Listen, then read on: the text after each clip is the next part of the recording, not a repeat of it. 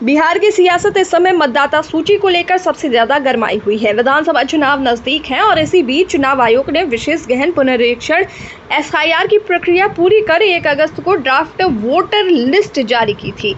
आयोग ने जनता से दावा और आपत्तियां मांगी ताकि जिनका नाम छूट गया है, जिनकी उम्र पूरी हो चुकी है या जिनकी जानकारी गलत दर्ज है, वो उसमें सुधार करा सके।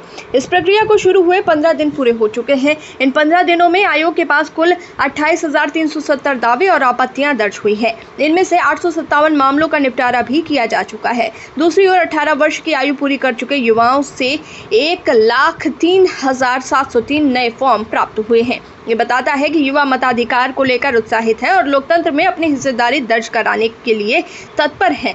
लेकिन इन सब के बीच सबसे चौंकाने वाली बात यह है कि अब तक किसी भी राजनीतिक दल ने एक भी आवेदन नहीं दिया।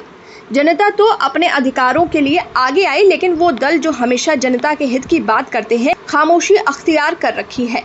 ये चुप्पी सवाल खड़े करती है कि क्या उन्हें मतदाता सूची की खामियों से कोई फर्क नहीं पड़ता या फिर ये उनकी चुनावी रणनीति का हिस्सा है। इसी बीच मामला सुप्रीम कोर्ट तक पहुंच गया है। अदालत ने चुनाव आयोग से कड़े सवाल पूछे और साफ निर्देश दिए कि जिन 65 लाख लोगों के नाम मतदाता सूची से हटाए गए हैं, उनकी पूरी लिस्ट सार्वजनिक की जाए। हर नाम हटाने का कारण दर्ज हो और ये जानकारी जिला निर्वाचन अधिकारियों की वेबसाइट पर उपलब्ध कराई जाए। इतना ही नहीं, इस पर अखबार, रेडियो, टीवी और सोशल मीडिया के माध्यम से व्यापक प्रचार भी किया जाए। सुप्रीम कोर्ट का ये आदेश दरअसल चुनाव आयोग की पारदर्शिता पर निगरानी जैसा है और ये दिखाता है कि अदालत भी इस प्रक्रिया को लेकर आश्वस्त नहीं है।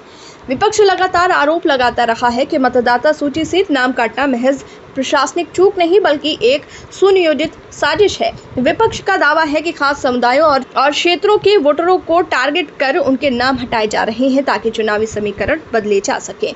सुप्रीम कोर्ट की सख्ती के बाद विपक्ष के आरोपों को और बल मिला है और ये मुद्दा अब चुनावी माहौल में बड़ा हथियार बन सकता है। चुनाव आयोग अपनी दलील में कह रहा है कि पूरी प्रक्रिया नियमों के मुताबिक है। किसी का नाम सिर्फ ड्राफ्ट लिस्ट से हटाया नहीं जा सकता। ईआरओ या एईआरओ की जांच, सुनवाई और दस्तावेजों के सत्यापन के बाद ही किसी का नाम काटा जाएगा या सुधार किया जाएगा। आयोग का दावा है कि हर नागरिक को निष्पक्ष और उचित अवसर मिलेगा।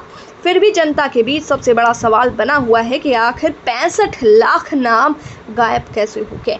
क्या ये तकनीकी गड़बड़ी थी या इसमें किसी राजनीतिक दबाव की छाया थी? अगर ये गलती थी तो इतनी बड़ी संख्या में कैसे हुई? और अगर ये जानबूझकर किया गया तो क्या ये लोकतंत्र की जड़ पर प्रहार नहीं है? बिहार में विधानसभा चुनाव करीब हैं और यही वजह है कि मतदाता सूची को लेकर ये विवाद और ज्यादा संवेदनशील हो गया है। ड्राफ्ट लिस्ट पर दावा आपत्तियों की प्रक्रिया अगले पखवाड़े तक चलेगी और उसके बाद फाइनल लिस्ट प्रकाशित होगी। इसी फाइनल लिस्ट के आधार पर चुनाव होंगे। अगर इस सूची पर संदेह बना रहा तो चुनाव के नतीजों की विश्वसनीयता भी सवालों के घेरे में आ जाएगी। आखिरकार असली सवाल यही है कि क्या बिहार का हर नागरिक मतदान का अधिकार सुरक्षित रख पाएगा या फिर मतदाता सूची की राजनीति लोकतंत्र की सबसे बड़ी ताकत जनादेश पर ही चोट करेगी।